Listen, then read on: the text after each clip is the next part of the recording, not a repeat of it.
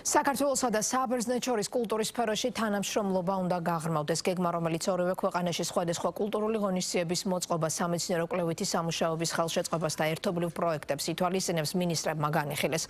ათენს საქართველოს კულტურის მინისტრი სტუმრობს. გეგმებს შორისაა აკროპოლისის მუზეუმში ქართული გამოფენის მოწყობა. ამ წუთებში ათენში საბერძნეთის ეროვნული ოპერის დარბაზში თბილისის სიმფონიური ორკესტრის და საქართველოს სახელმწიფო კაპელის კონცერტი იმართება. მუსიკალურ საღამოზე შესრულდება ვახტანგ კახიძის რექვიემი და უწმინდესის ხსოვნისადმი მიძღვნილი ნაწარმოები, სახელწოდებით მოწყალეო უფალო იესო. საბერძნეთის რესპუბლიკაში სამუშაო ვიზიტის ფარგლებში საქართველოს კულტურის მინისტრის შეხვედრებს აგრძელებს. თინათინ რუხაძე საბერძნეთის კულტურის მინისტრს, ლინა მენდონს შეხვდა.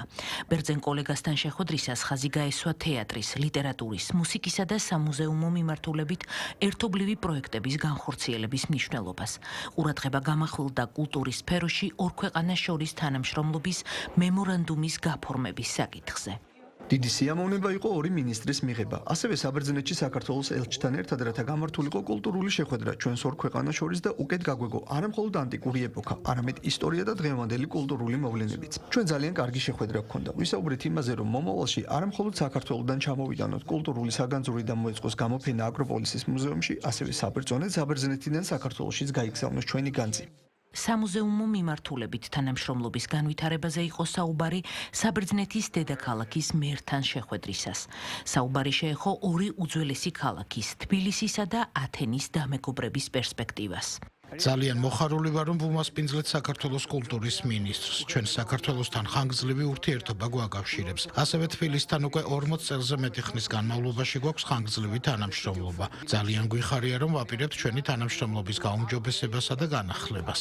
საქართველოს კულტურის მინისტრმა სტავროს ნიარხოსის ფონდის დირექტორთა საბჭოს უფროს მრჩეველს, ვასილის კასკარელისთან და ონასისის ფონდის აღმასრულებელ დირექტორთან, დიმიტრის თეოდოროპულოსთან საქართველოს კულტურის სამინისტროსა და ფონდებს შორის თანამშრომლობის გაღრმავების შესაძლებლობები განიხილეს. მნიშვნელოვანი შეხვედრები ჰქონდა საბერძნეთში კულტურის მინისტრთან, ათენის მერთან, რამდენიმე სახელოვნებო საერთაშორისო ფონდთან და ვფიქრობ, რომ ძალიან ნაყოფიერი იყო ეს ვიზიტი, გარდა იმისა, რომ კიდევ კულტურული პროგრამით ვიყავით საბერძნეთში წარმოდგენილი. მადლობა მინდა გადაუხადო საბერძნეთში ჩვენს ელჩს და საელჩოს თანამშრომლებს, იმიტომ რომ ძალიან მაღალ დონეზე შედგა ყველა შეხვედრა, ძალიან კარგი პროექტები განვიხილეთ ორმხრივი, რაც საქართველოსა და ევროპული ინტეგრაციისთვის უმნიშვნელოვანესია. კულტურის მინისტრის მნიშვნელოვანი ვიზიტი განხორციელდა ქალაქ ათენში. შეხვედრების ფარგლებში განხილული იყო ორმხრივი ურთიერთობების კიდევ უფრო გაღრმავება და გაძლიერება. დაისახა კონკრეტული გეგმები, რომელიც ახლო მომავალში განხორციელდება. ეს კულტურის დიპლომატიის ფარგლებში კიდევ ერთი წინგადადგმული ნაბიჯი არის.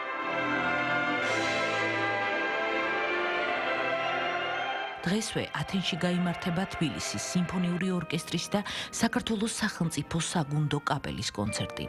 საღამოზე წარმოდგენილი იქნება მაესტრო ვახტანგ კახიძის ნაწარმოები რეკვიემი.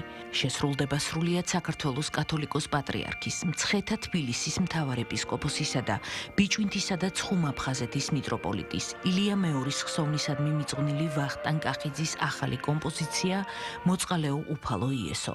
კონცერტს სტავროს ნიარხოსის კულტურის ცენტრში არსებული საბერძნეთის ეროვნული ოპერის დარბაზი უმასპინძლებს.